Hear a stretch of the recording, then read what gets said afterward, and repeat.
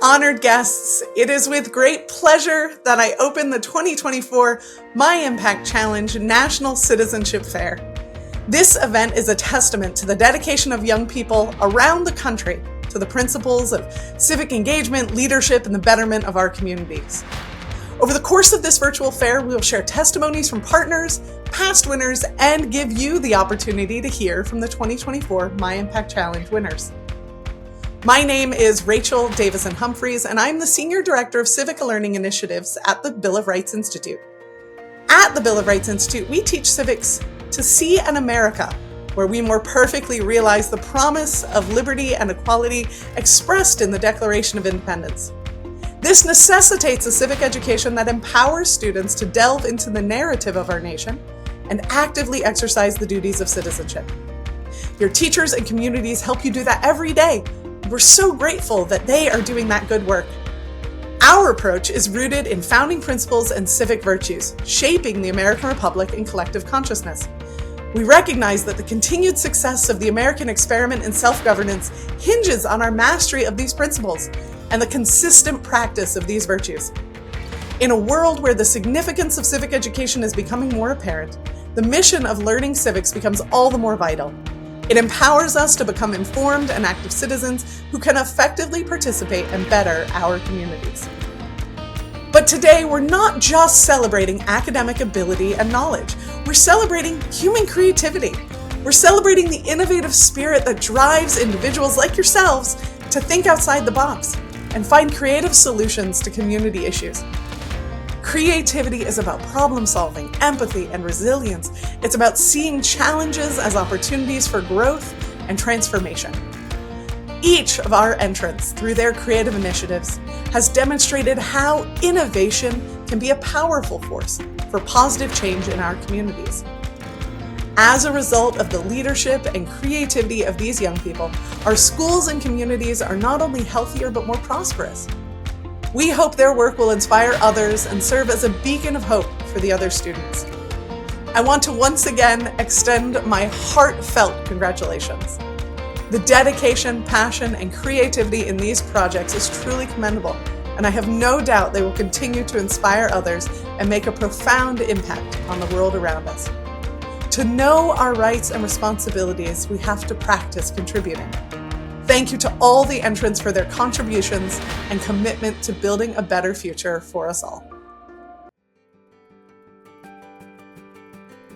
Hello, I'm Bobb, President and CEO of the Bill of Rights Institute. I'm honored to welcome all of you to the 2024 MyImpact Challenge virtual fair. When we first launched MyImpact Challenge nationwide 3 years ago, our goal was to create the science fair for civics. I believe MyImpact Challenge has become even more than that. Young people all across our nation are leading civic engagement projects that strengthen their communities and advance key constitutional principles like liberty and equality. As last year's winner, Caroline Gao from Oregon, told us, MyImpact Challenge helped her understand, quote, just how much founding principles and civic virtues of the United States are really ingrained in my own values and beliefs, end quote. Through MyImpact Challenge, students are also learning to thrive in civil society, partnering with businesses, charities, community officials, and their neighbors to solve local problems. Since the launch of MyImpact Challenge, students have engaged in their local communities to fill food banks, offer disaster relief and training, bring music education to low-income schools, and so much more. This year, America's young people delivered again. We received a record number of project submissions from every corner of America, and even from an overseas Department of Defense school. We can't wait to introduce you to some of our winners, so you can hear their incredible stories. You know, there's so much to talk today about all that divides us as a nation, but MyImpact Challenge is a powerful reminder of what brings us together. America, at its best, is neighbor working alongside neighbor to solve problems, strengthen their communities, and live together more freely and justly. Through MyImpact Challenge, young people are applying their civic knowledge to help lead this work all across America. You'll hear their powerful stories today.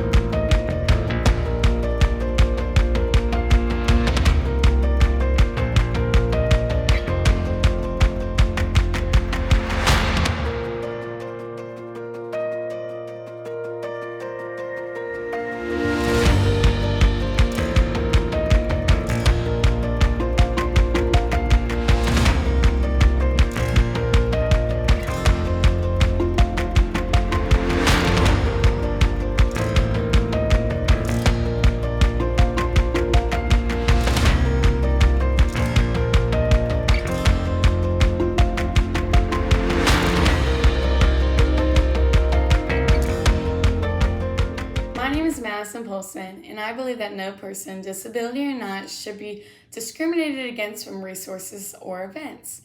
However, we see this happen in our world today when a person with an intellectual or physical disability is looked down upon or not allowed the same opportunities as others.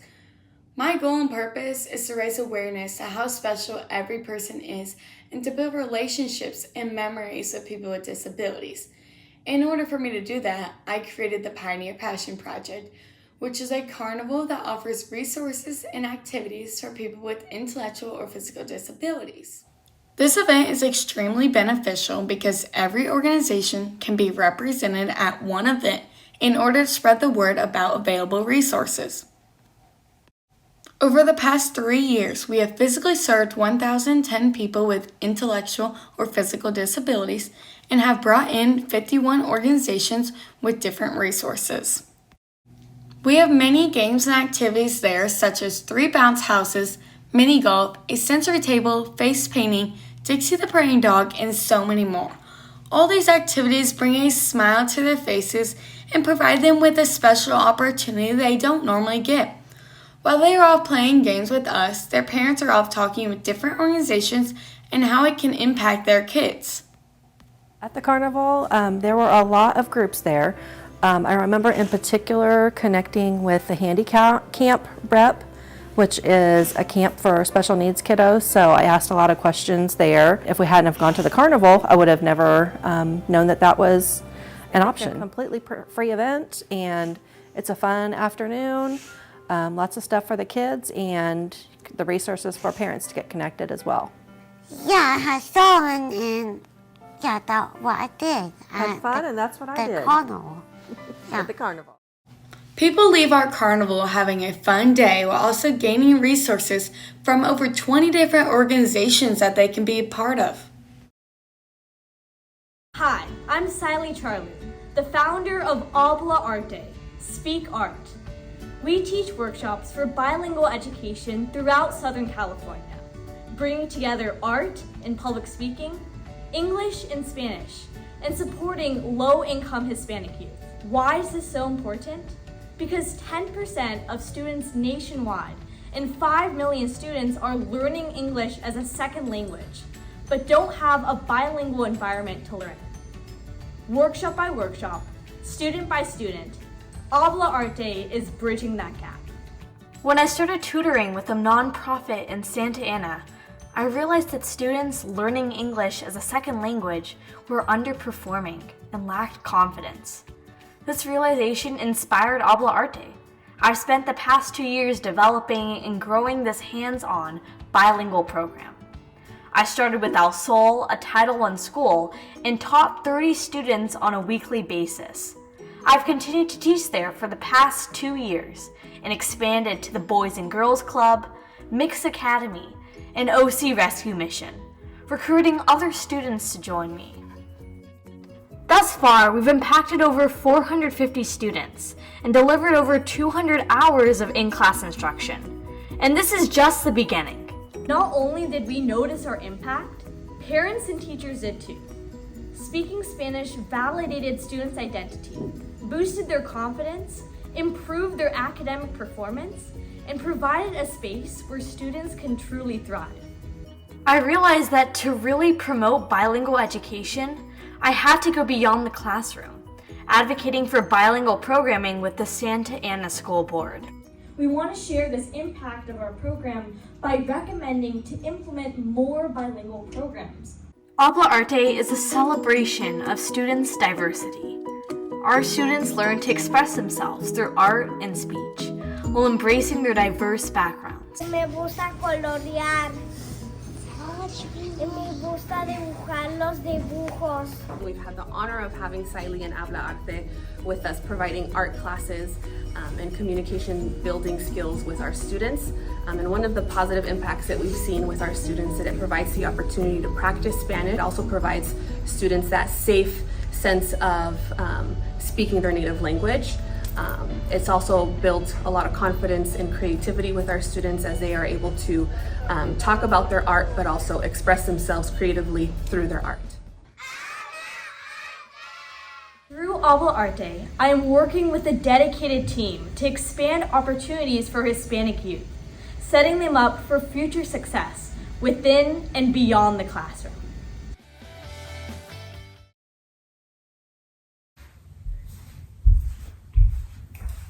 Oh, what's that? You want to see what I'm reading? Well, sure. I have always loved everything about writing, creation, storytelling, and more than that, getting to know people through characters. But what I found is that most journals and magazines don't want young authors, that their youth somehow impedes their creativity or worthiness for publication. I wanted to change this. My passion is for advocating for young, marginalized voices in literature spaces, and I do this through my organization, KADE. KADE comes from the Tamil word story, which is what I want teens to be able to build at the organization. I started the KADE Literary Journal as a way for students to gain community, publication material, and inspiration. Over on Instagram, I heavily promoted everything and marketed myself and my organization. Initially, it was a little embarrassing, but once I saw how many people came to submit to the journal and truly wanted to be part of our mission, I knew that there was something worthwhile happening. In fact, we have now garnered more than 750 downloads worldwide and submissions from 30 different countries. In the meantime, we have also developed a student ambassador program where ambassadors use their youth voices to impact the publishing industry. We do this through advanced reader copy reviewing. We have now acquired 50 arcs from publishing houses, so young readers and writers in our community have been able to directly impact the publishing industry with their voice. Additionally, we have also created a community where young readers and writers can connect online. In the future, we hope to expand to more countries and regions, bringing our mission to unify literature and diversify our community everywhere. In order to do this, for example, we have a forthcoming children's book on culture coming this January to help students learn about culture in the classroom. Ultimately, we hope to encourage the youth of our day now to impact their literary spaces and create literature that represents them and that they really want to read. Smart City Sprints brings young minds together to solve real-world problems in our community. I'm Ranveer, co-founder of Smart Cities. I'm Sergey, Runder's partner in this initiative. Our mission is to build a dedicated group of students committed to creating positive change. And I'm Omar. Through immersive problem-solving events we call design sprints, teams address issues like natural disaster preparation, diversity, equity, and inclusion, and civic engagement. Our first sprint focused on stormwater flooding, a major concern for Houston. Student innovations included AI drainage optimization, flood-proof urban architecture, and storm surge awareness campaigns. Competitions that encourage students to think critically, work collaboratively, and lead confidently. As a recent sponsor of the Design Sprint on Flooding, a virtual problem-solving event, the Audi International School shows it not only emboldens its own students to explore their curiosity, push boundaries. Next was our DEI sprint. Partnering with Rice University's Black Symposium, we brainstormed technology tools, youth programs, and policy changes to drive social equity. And we want to give her a platform in order to become an entrepreneur, because she really does talk about her future and how she wants this to be what she'll do for the rest of her life, but she's worried about not having had the resources. That's why we really want to focus in on these certifications, because she just needs to make sure that she's able to network with individuals and grow and branch out. Judges recognize winners, but no prior experience is required to participate. All you need is a drive to problem-solve equitable solutions. Smart Cities is free to join thanks to our multiple university and city partners, and we even handle event logistics so you can immerse in innovation. Coming up this year, we'll collaborate with community groups on election access and financial literacy design sprints to engage students civically and economically. We'll also be working with the Emergent Visionary Programs by Prudential to help young entrepreneurs turn their ventures into forces for good. Our participants can't wait to join the next sprint. The sky's the limit when we unite our diverse perspectives. Dream big and dare to take part in shaping a brighter future. Sign up for our next design sprint regarding voting equity.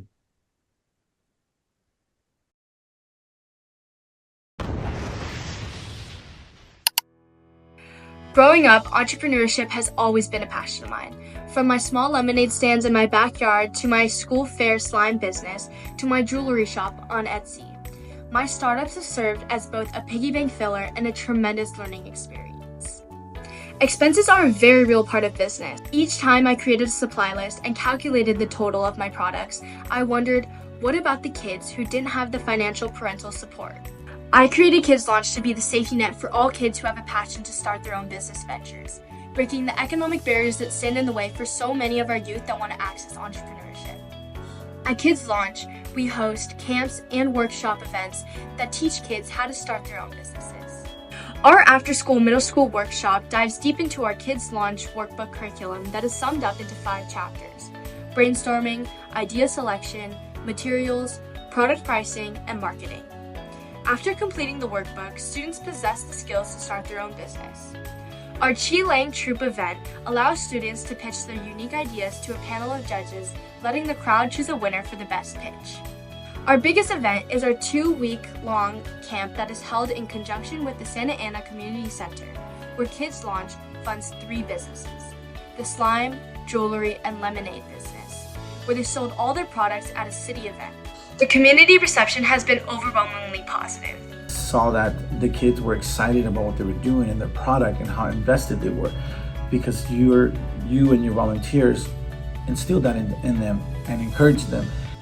Our goal for the 2024-2025 school year is to expand our 2-week-long program into neighboring cities and to make entrepreneurship accessible for every aspiring young business owner, launching their business dreams into a reality.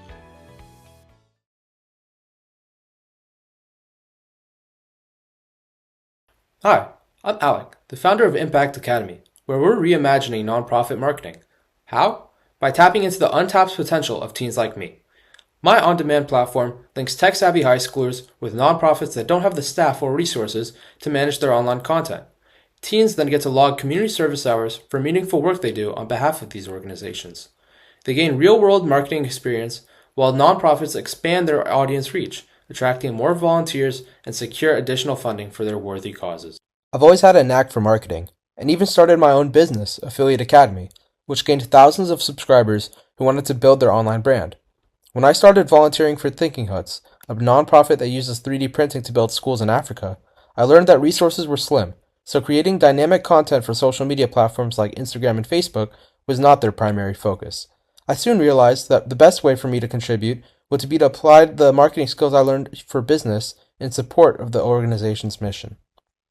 I developed a new strategy for Thinking Huts, and then drew from their founders' extensive library of news clips and TED Talks to create compelling new short-form videos that brought their story to life. The result was incredible. Thinking Huts saw its views skyrocket, and engagement increased 5-fold.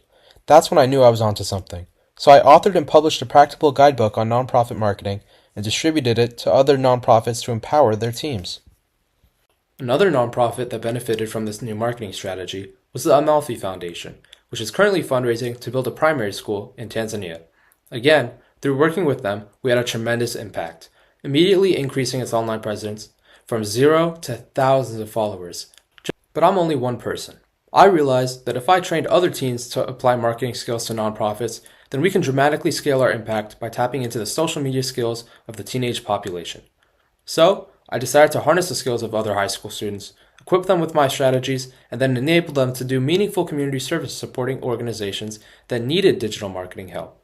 That's how Impact Academy was born. By recruiting like-minded volunteers, we are quickly growing as we continue to reimagine the landscape of on-demand marketing for nonprofits. This is just the beginning. Digital media is a powerful tool for social change, and through Impact Academy, we harness its power for the collective good. To continue to scale, I'm currently developing an app that will match teen creators across the country and eventually even globally with nonprofits that would benefit from their digital marketing skills. Digital marketing powers positive change, and the possibilities are endless. Every like, every share, and every new volunteer brings us closer to a world where every nonprofit, no matter its size, has a voice that can be heard around the world. If you believe in a future where this is possible, then join us. Get involved, spread the word, and let's empower the next generation of changemakers together. Thank you for supporting Impact Academy. Your engagement today shapes the impact of tomorrow.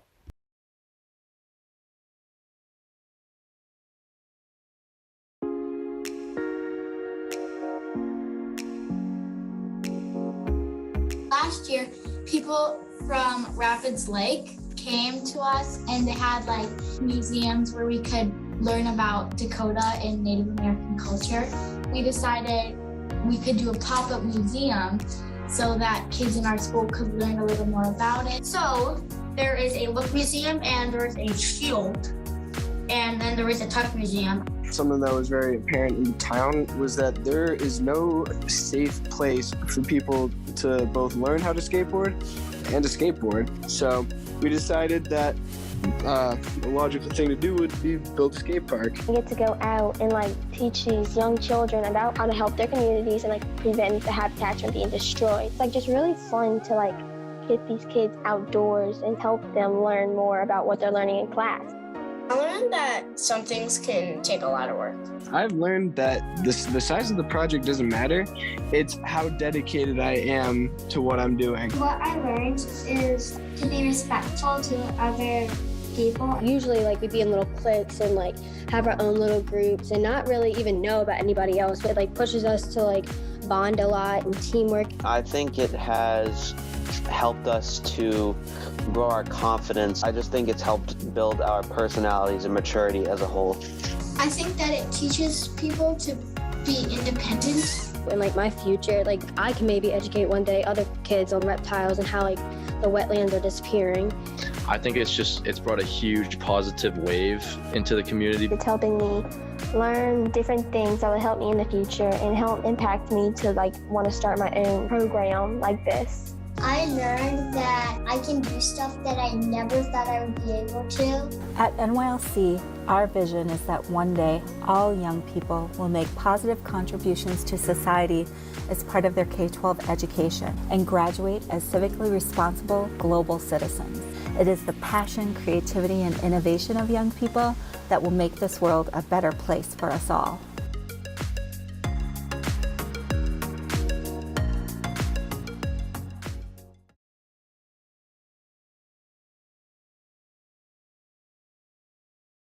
If shelter is a fundamental human right, then why are 10,264 people in San Diego County without a permanent home?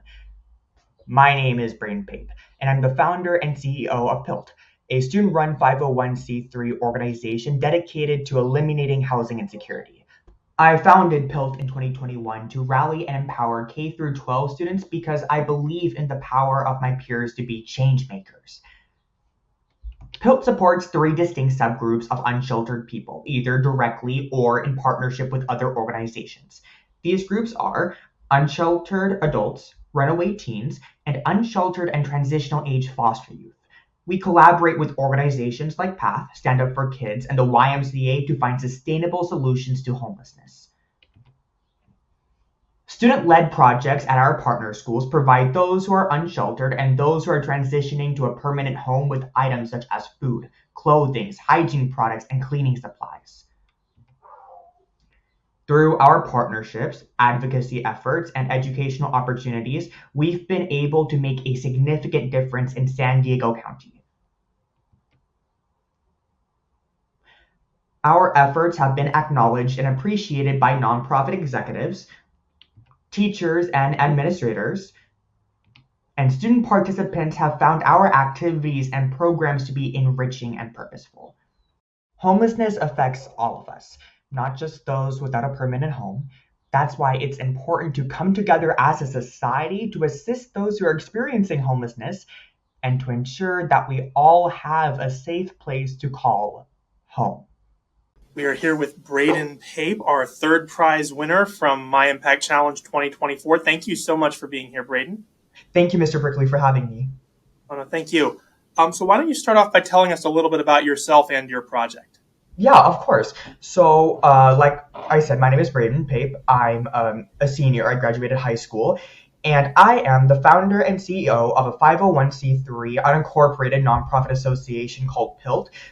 The longer version of the name is the PATH Interscholastic Leadership Team. And we're currently partnered with 16 schools across San Diego County who are interested in eliminating housing insecurity as well as food insecurity. That's really cool. So what inspired you to start your project and your work? So originally, I was working as a volunteer at PATH. So the reason why it's called PILT is it's the PATH Interscholastic Leadership Team. So the P stands for PATH, and that's kind of like the original organization that we partnered with. And I was at the end of my freshman year, and I was volunteering at dinner service at PATH. And basically, PATH's clients needed a lot of items like deodorant, masks, etc. And they were asking me and the other volunteers, but however, we did not have the supplies to provide them with those items. So knowing that PATH was in a deficit because of COVID-19, I was like, wait a minute. I had prior experience helping the community, and I think I can just, collect items and donate them to PATH. But I knew I couldn't do this alone. So I was like, what a great idea would be that if I partner with other schools and if I get Gen Z together to help out to eliminate housing insecurity. Now, PATH is one of California's largest homeless service providers, and they have main areas throughout California. So San Jose, Los Angeles, San Diego. And since they were in a shortage, it means that they didn't have the supplies that they needed, and they serve, obviously, since they are across California, they serve a lot of clients. They serve a lot of people who were transitioning from living on the streets into a permanent home. And knowing that they did have a shortage, they weren't able, obviously, to help out those clients. And it is very important because since it was especially after COVID, and COVID has exacerbated the homeless issue, I was like, okay, there needs to be something that should be done to help PATH get the supplies that they need to provide to their clients. And I kind of just got, at first, 3 schools, so my school, Helix Charter High, Mission Bay High School, and Scripps Ranch, together just to do a few projects to help out with PATH's permanent supporting housing sites. And then later we transitioned into just 16 partner schools, helping a broad array of nonprofits. That's really cool. So what have you learned about citizenship as you've gone through this process? So citizenship in a nutshell means that just being a good citizen and helping those who need that help the most. And I realized that in order for us to be successful, the community needs to be successful as well. And if the community is not successful, then we as individuals will not be successful. So I feel like that we have a moral obligation to help those who need that help the most. It's really cool. So has anything really surprised you as you've gone through this work? Yes, 100%. There were a lot of things that surprised me, just building the nonprofit and everything. But I think as I was volunteering more and as I was helping out the unsheltered population more, I noticed that the main reason as to why many people become unsheltered in the first place, and many people believe it's just because they're lazy or they're drugs or whatever reason, but it's actually only a small percentage of those who are suffering from drug abuse or etc. The main, I would not say the main issue, but a primary issue, well, same thing, a primary issue would be housing prices. And since California is one of the most expensive cities in California or in the US, it's less affordable housing definitely has a positive or has a negative correlation in terms of the rates of unhoused. So for example, the less affordable housing, the higher unhoused population. And not only that, I would also say unhoused youth as well. I remember the last point in time count, I believe there were around 1,118, I believe, youth who were experiencing homelessness in San Diego County, according to the last point in time count. And it is very surprising because a study by the Chapin Hall, University of Chicago, showed that 1 in 30 youth in the United States are experiencing homelessness. And you don't really notice a youth who is experiencing a homelessness because you might think, oh, it's just another kid with a backpack, could be coming home from school or whatnot. But in reality, they don't have a permanent place to live. So I think those two, once again, just understanding the main causes of homelessness, and it's actually not being drug abuse or just pure like laziness, which is basically the stigma of those who are unhoused, as well as the fact that there are so many unhoused youth in the US. Those two are probably the most important or most surprising things I have learned throughout my time volunteering. Yeah. So what advice would you give to other students who are interested in community service or who might want to apply to MyImpact Challenge next year? I would say apply not because you want the money. I would say apply because you are passionate in just helping out the community, serving the community, and sharing your voice and your passion. It's really cool. Well, thank you so much for being here today, Brayden. Anything else you want to say before we sign off? No, thank you for having me. I really do appreciate it. And I'm very, very, very honored for being the third prize winner. Yeah, thank you so much for being with us today. Thank you. At age 10, my grandma begged for food on the streets. My mom learned the ABCs of English, and I started to learn how to research. Education has always played a huge role in my life. Yet, when I wanted to learn research and started my journey on it, I was barred from it, unable to find an appropriate program. Research plays an integral role in education. No student should be barred from learning it because of their age, race, gender, or financial background. Hence, I founded Research to Empower, a student-led nonprofit teaching young students how to research through cost-free classes and online resources.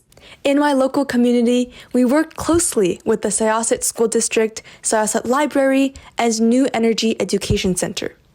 At the national and global levels, we received strong support and sponsorship from the National Youth Leadership Council, Davidson Institute, Google, Microsoft, and more. Through workshops, podcasts, videos, invited talks, and publications, we have reached out to students and educators in over 140 countries, including those from our local community. These initiatives have gained visibility from CBS News, News 12, and the Points of Light organization. We've received many heartfelt testimonials from students and endorsements from experts and educators. This is something that makes me feel a profound sense of potential in Research to Empower because we see the tangible impact of our work every day. Moving forward, I'm confident that Research to Empower will promote new ideas and fresh energy to sustain our efforts in preserving equity, justice, and courage in my community and beyond. And we are here with Grace Liu, who won our second prize this year for $5,000. Grace, thank you so much for being here. Thank you. I'm really honored to be here, and thank you so much for awarding me this prize.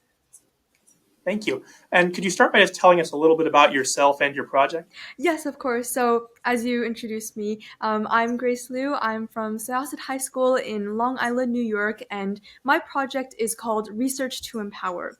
Our mission is to inspire, support, and empower young students with the ability to access and do research in a fun and engaging way. And we specifically target underrepresented students, especially girls, first-generation students, people of color, immigrants, and students from low-income households. That's really awesome. So what inspired you to get started with this work? I always love this question because it's very rooted in my personal experiences. So growing up, I've always been taught that education is really, really important and truly has the ability to change lives because it changed my grandmother's life, it changed my mom's life, and then now it's been changing my life. So I've always just immensely valued education. And in middle school, when I started having an interest in wanting to do research, I realized that there's a huge barrier where typically research programs are exclusively for high school students or undergraduate students, and they typically have exorbitant costs. So I saw this need, and after self-learning research and being blessed to be selected into a free research program, I really reflected back on my experiences and saw that so many of my peers around me, my friends, and then even my younger sister want to do research and then oftentimes don't know where to start. They have a great idea, but are often barred because of those high costs. So I started Research to Empower to address this need. That's really cool. So throughout your project and through MyImpact Challenge, what have you learned about citizenship and being a good citizen through this process? I've learned so much about citizenship. I would say the biggest thing that I learned is truly that being a good citizen involves taking concrete actions to address the injustices that we see, because there are so many issues around the world these days, and a lot of the times I think being a good citizen, being an active and engaged citizen, in and embodying those civic virtues that are so important, is really taking action and just being down to earth and doing things to help contribute to society and work towards bettering it. And I think oftentimes that starts off with us doing projects like the project for my impact challenge that I submitted to. It's really starting off with trying to give back to our local communities, because I think having a local community it has really helped me so much and has helped me grow, and being able to give back to it and engage with it, and engage in service, has really redefined what citizenship has meant for me. That's really cool. So have you had any big surprises as you've gone through your work? Anything that's kind of caught you off guard and made you think about, what you're doing? Yeah, absolutely. I would say there's two main surprises that I've kind of had. The first one kind of snuck up on me almost when I was like reflecting on this whole experience, and then I was like, wow, I never realized that, or I never really noticed it until now. And that's really kind of a huge like personality change, I would say, in myself when working on this project, because when I was younger, I would say like in elementary school and even in like the beginning of middle school, before I started this project, I was always this super timid, lacked confidence, and this kind of like pushover person, who really didn't like speak up a lot and was just overall not a very confident person. And then after doing this project and then kind of pushing myself outside of my comfort zone, taking on more like speaking opportunities, things like that, I've become much more confident in myself and able to speak up on the issues that I care so much about, because I think that's such an important thing. And then I just can't believe that such a huge change has happened in my personality. So I would say that's the first thing.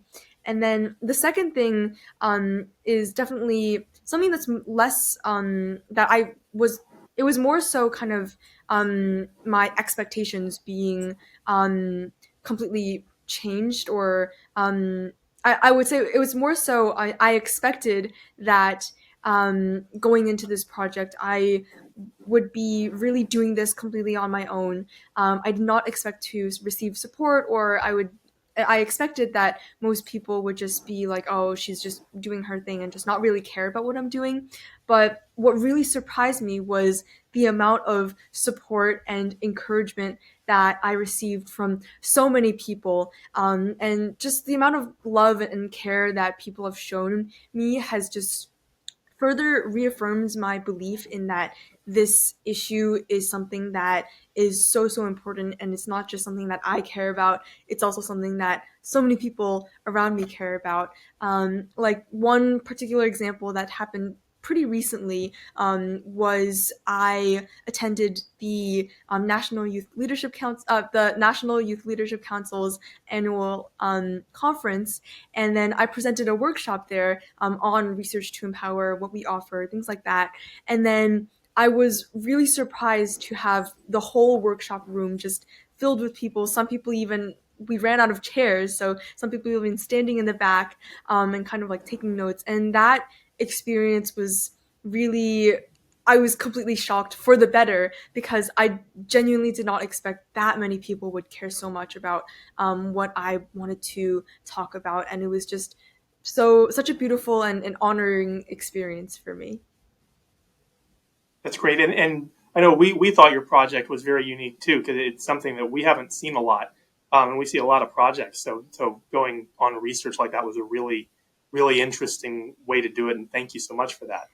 As we wrap up, what advice would you give to other students who are interested in community service or maybe looking to apply to MyImpact Challenge next year?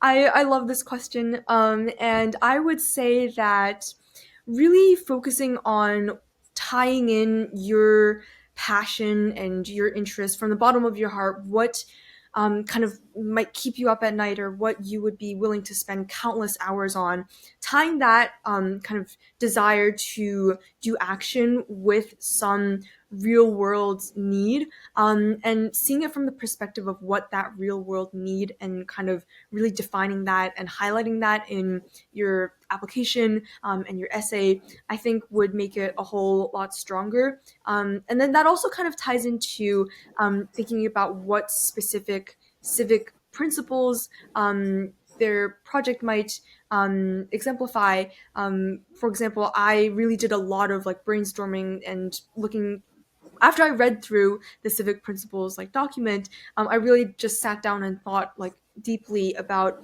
what very specific aspects of my project kind of exemplified those civic principles, and what kind of need I addressed and what kind of impact I've generated. So truly just tying in your passion, letting that shine through, being unafraid to be bold and be confident in your achievements, because the fact that you're submitting, and I'm addressing this to everyone who's submitting to the MyImpact Challenge, the fact that you have already done a project and you're ready to show the world the impact that you have generated is already so commendable. And I'm sure that along the way of writing your application, writing your essay, you'll learn a lot like I have, and learn not only more about your project and let that shine through in your reflection, but also just overall let your interests and passions shine through.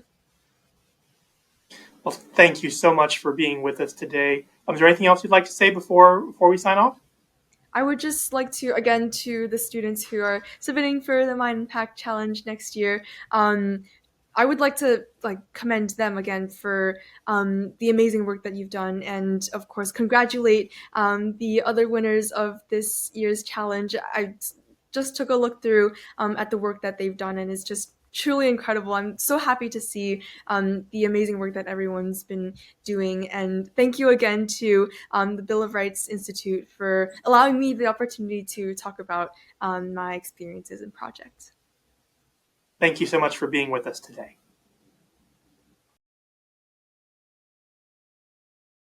The United States has one of the largest prison populations in the world. In fact, every year, over 650,000 reentrants are released into society, and our prison population today remains at about 19 million. Because of their criminal histories, reentrants face immense struggle when looking for jobs. However, our solution makes reentry job seeking incredibly easy. Our platform, Outside Connection, places over 650 job opportunities from fair chance hirers in one place. With positions vetted by the Second Chance Business Coalition, we can assure that reentrants find secure and welcoming jobs. We've had immense success already, having presence in 31 cities in 17 states. We've also been adopted by the United States Department of Justice. From this, we've provided over 10,000 reentrants with job access. After reaching this milestone last year and hosting a reentry job workshop, we were featured in the Associated Press. We've also been previously involved with Ashoka, being named a Prudential Emerging Visionaries Early Entry Standout just a few months ago.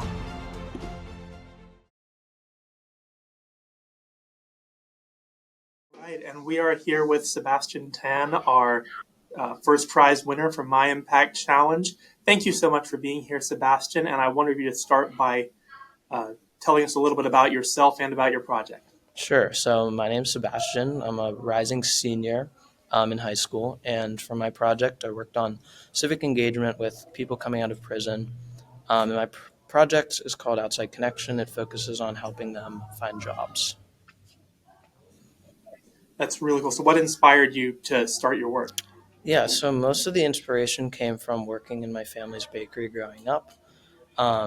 I grew up working with a lot of individuals who came out of prison, and our family bakery was sort of like a first job for those individuals to find work.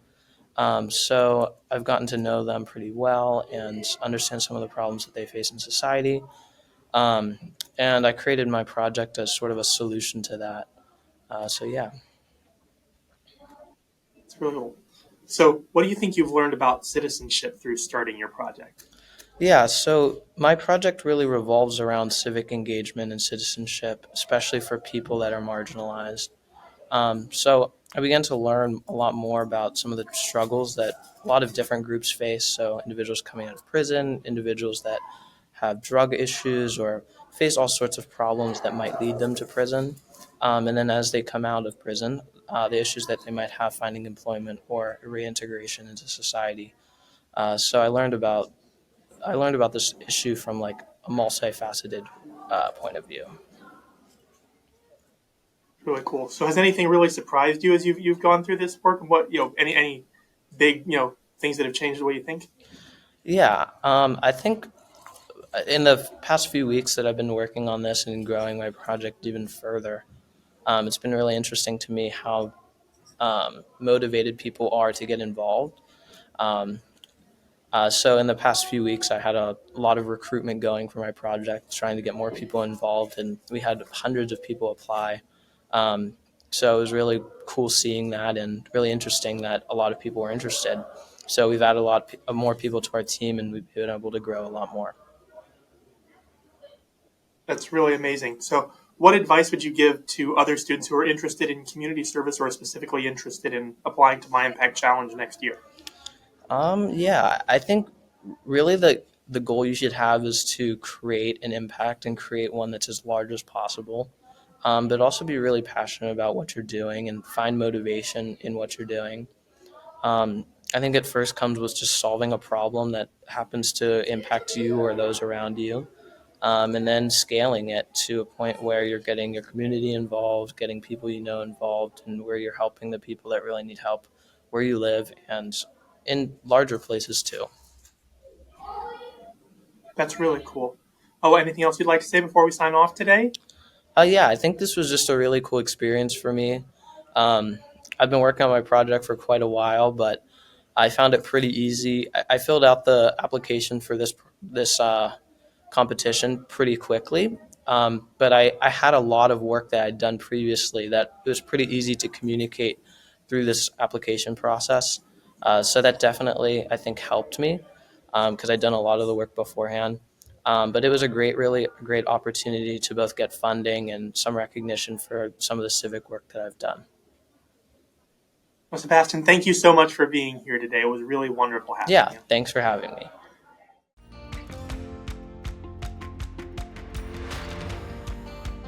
My name is Caroline, and I am the grand prize winner of the 2023 MyImpact Challenge. My project is called The World in Us, and we are a nonprofit seeking to eliminate cultural ignorance and cultivate global citizenship through Youth for Youth education. I am incredibly excited to congratulate you as the winners of the 2024 MyImpact Challenge. The Bill of Rights Institute is an amazing organization, and this is a truly powerful and empowering community that you are now a part of. It's been an incredible honor of mine to be a member of this community and to welcome you all into it now. Hello, my name is Anna Kunkel. I'm a junior at the Seven Hill School in Cincinnati, Ohio, and the founder of SARE, the Student Alliance for Immigrants and Refugees. After volunteering with local immigrant and refugee support agencies and observing a lack of student involvement, I founded SARE in order to help bridge the gap between nonprofits and students. SARE operates around 3 distinct spheres of impact: education, community, and awareness. I've compiled some photos and videos to help you get a better understanding of SARE's impact. Thank you.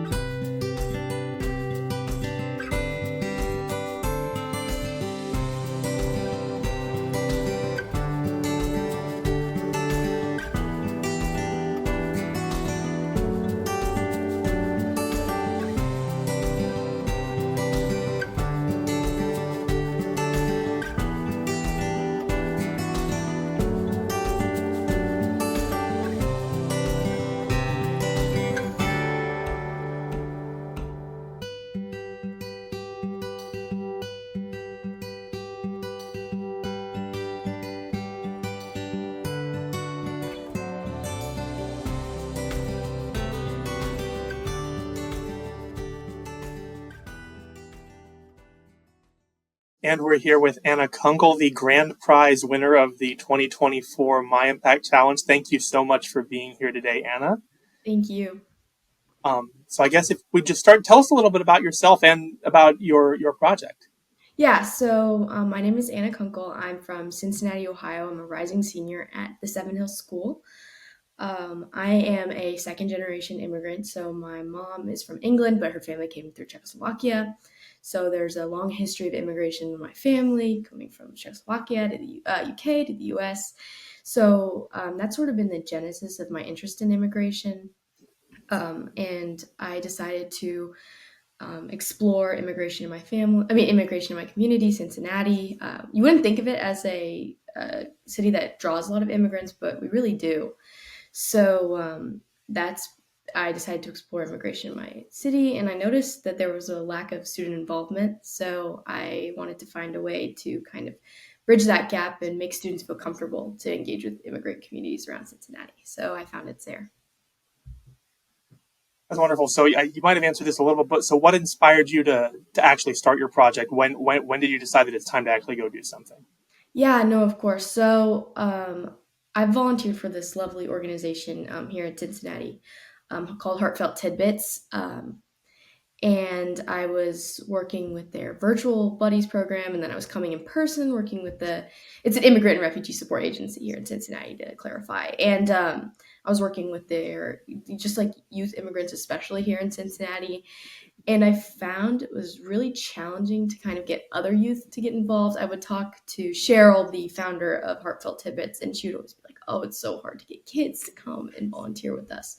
So I really wanted to kind of lay a way to make people feel comfortable coming to this community and coming to volunteer, because it can be intimidating, especially when you know there's going to be cultural barriers or language barriers. So that was really the inspiration, was kind of seeing the lack of involvement and wanting a way to help out Cheryl and wanting a way to help out the immigrants here in Cincinnati.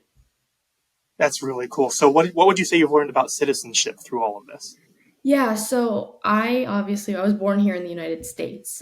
So I was born into my responsibility as a citizen, and I have grown up knowing what my responsibility as a citizen is. And I think it's been really fascinating to watch other people kind of adopt that role as a citizen, an American citizen. Whereas when it was one I was born into, and I kind of like grew up loving the United States, and I grew up knowing the Bill of Rights, and I grew up knowing, what it means to be an American citizen. I'm watching people learn what it means to be an American citizen and helping them in that process. And I think that's really powerful to see how citizenship isn't something that you just have to be born into, but something that you can grow and become as well.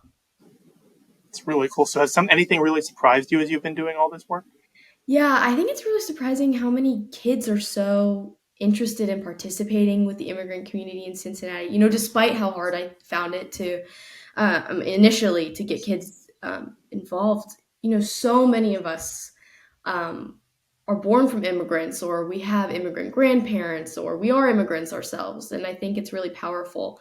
It's a great source of connection across people, across cultures, across everything. So I think, it's been surprising how kind of open people are to helping out, and how we can, form connections. So, I could be my family's from, the UK and Czechoslovakia, but I have friends whose parents are from Mexico and friends from Guatemala, and we've got this source of shared connection, which I think is really powerful, even though we're from different. Yeah, that's incredible. So what advice would you give to other students who are interested in community service, or who specifically are looking to apply for MyImpact Challenge next year? Yeah, of course. I think if you're looking to do it, you have passion. Make sure you're going into an issue that you really care about, because it gets really challenging along the way. And I think that if you don't have passion and you don't have drive, it's going to become really challenging. But if you have passion, you have drive for the topic you're working on, you're going to be able to push through it. And I think the other thing is to have tenacity. There are so many times where I reach out to people, so many times, and it still happens to this day. You reach out to people, you don't get anything back, and it can be really disheartening. If you have tenacity and you have kind of the courage to keep going, like, it will pay off. I think that's really powerful. That's very cool. Well, thank you so much for being here today. Congratulations again on your win. Thank you so much. I really appreciate it. Congratulations to all of our 2024 winners. This was our biggest year ever, and we're looking forward to the 2025 contest. Applications open September 11th and they'll close in May. So get ready, start preparing your essays, your project reports, your documentation, and we would love to see you in September.